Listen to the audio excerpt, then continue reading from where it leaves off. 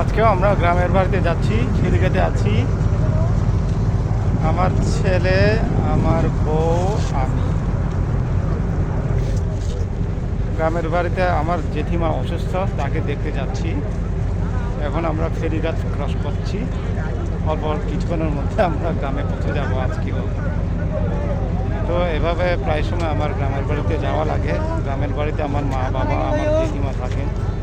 তারা প্রায় বয়স হয়ে গেছে, প্রায় সময় অসুস্থ হয়। তাদেরকে দেখার জন্য আমাদের যাওয়ার প্রয়োজন হয়ে পড়ে। আর আমরা থাকি তো রাঙামাটি থেকে আমার আসা যাওয়া করা লাগে।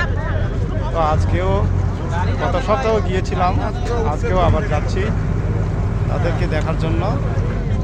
তো আবার বিকেলে ফিরে যাব।